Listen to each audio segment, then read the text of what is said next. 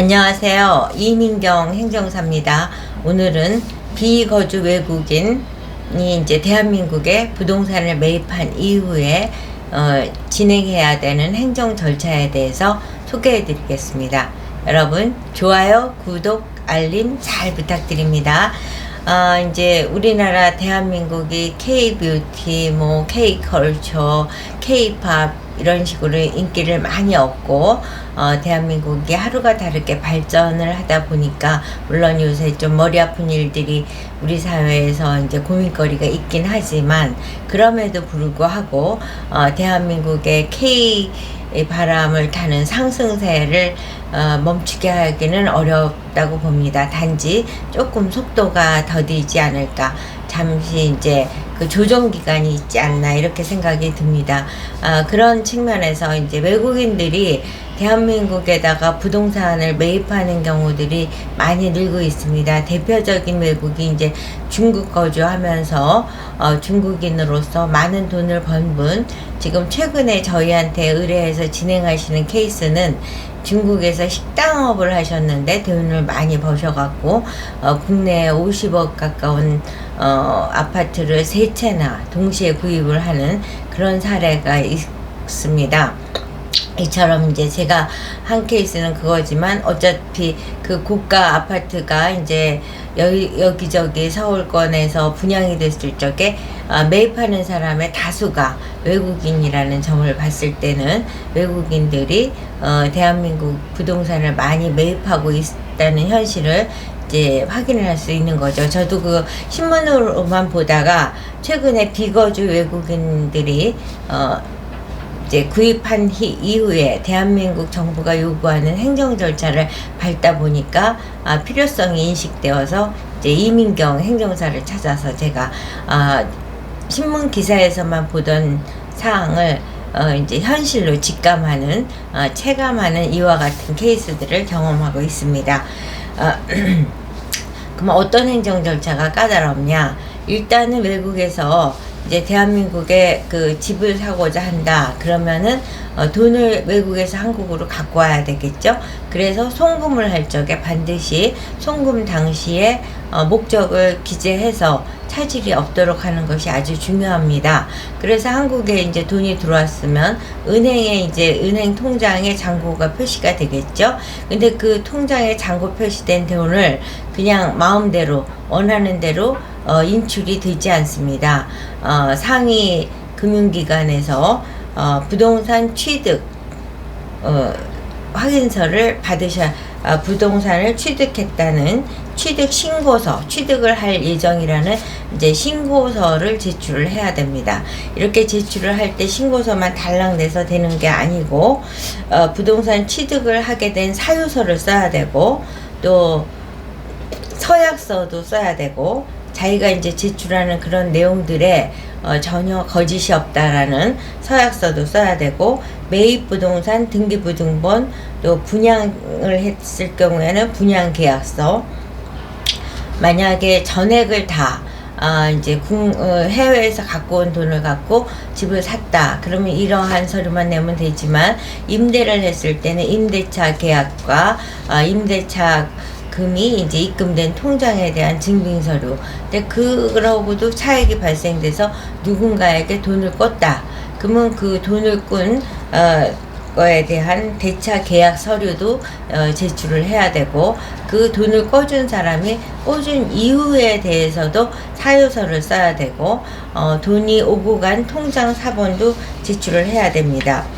이와 같이 이제 해외 자금이 거래할 때는 그런 서류들을 소상히 제출을 해서 상급 금융기관에서 이제 신고에 따라서 부동산 취득을 승인한다 라는 승인서를 제출을 해야지 그걸 들고 은행에 가서 돈을 인출해서 인출한 돈을 잔금을 치르고 치른 다음에 이제 등기를 하게 되는 거죠.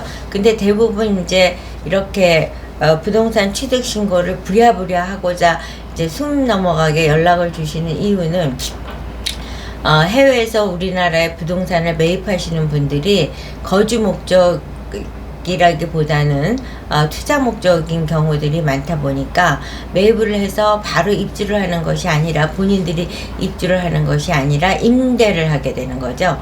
그러면 임대를 할 때는 이제 월세로 제가 최근에 한 사례를 보면 30억짜리 아파트인데 3억의 보증금에 월 1,000만 원 뭐 이런 식의 이제 임대를 해서 3억은 국내 임대를 통해서 이제 확보를 하는 거죠. 그러면 임대업자가 입주하고자 하는 사람이 3억을 내기 위해서는 너네 계약한 거, 너네 소유라는 걸 입증해야 된다 라는 요구가 생기는 거죠.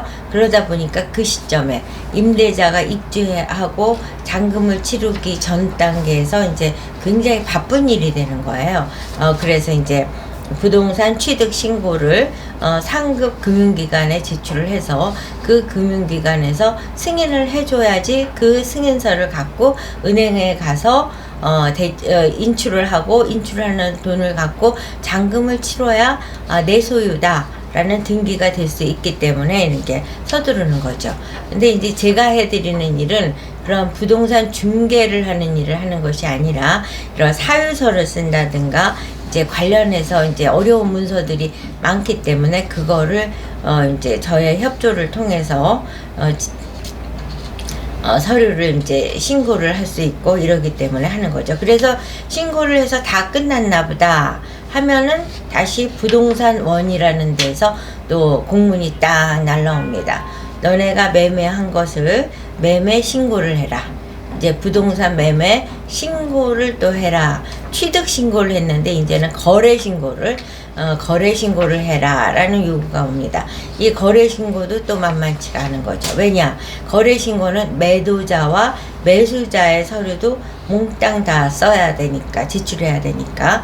그래서 이제 부동산 매매 계약서, 분양인 경우 분양 계약서, 그 다음에 대금을 증빙한 서류, 계약금, 중도금, 잔금 이런 거를 상호간에 교환한 통장 사본 뭐 이런 것까지 제출을 해야 되는 거죠. 그리고 자금을 조달한 또 증빙서리니까 해외에서 들어온 돈, 이거는 이제 아까 부동산 취득 신고를 제출할 적에 준비했던 서류를 반복적으로 제출을 하면 된다고 보고, 차입금 내역도 임대보증금하고 주변에서 꾼 돈에 대해서 돈을 꿔줘도 그냥 그 꾼 것만 증빙해서 되는 게 아니라 꿔준 사유를 분명하게 기재를 해야 됩니다. 그리고 이 부동산 매매 거래 신고에 있어서는 중개 보수 지급한 거, 중개료 지급한 서류까지도 제출을 해야 됩니다.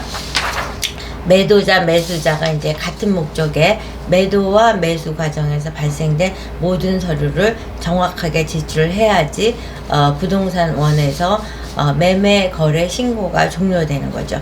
이와 같은 이제 방대한 서류와 그러니까 여러 순차적으로 진행되는 절차를 경험이 많지 않은 분양사무소라든가 중개사무소에서 처리하는 것은 굉장히 어렵기 때문에, 물론 그런 서류들 뭐 통장 사본이라든가 부동산 등기부등본이라든가 뭐 여러 가지 제출해야 되는 서류들은 당사자들이 준비를 하거나 중개사나 분양사무소의 매니저들이 준비를 한다고 그러지만, 그 서류를 감수하고 사유서를 작성을 한다든가 서약서를 작성한다든가 해서 신청하는 기관이 만족스러운 서류로 완결되는 일에 있어서는 행정사가 컨설팅을 해드리고 자료 준비에 문서 작성을 도움을 드려야지 성공적으로 비거주 외국인으로서 대한민국의 부동산을 매입하는 것이 성사될 수 있다는 점, 비거주 외국인의 부동산 거래가 진행되고 있는 부동산 사무소라든가 분양사무소에서 필요한 사항이 있으면 언제고 연락 주시면 그동안의 경험과 노하우를 바탕으로 여러분이 비거주 외국인의 부동산 거래를 성공적으로 해드릴 수 있도록 도움을 줄 수 있다는 점을 강조해드리면서 오늘 영상 마치도록 하겠습니다. 여러분 좋아요, 구독, 알림 잘 부탁드립니다.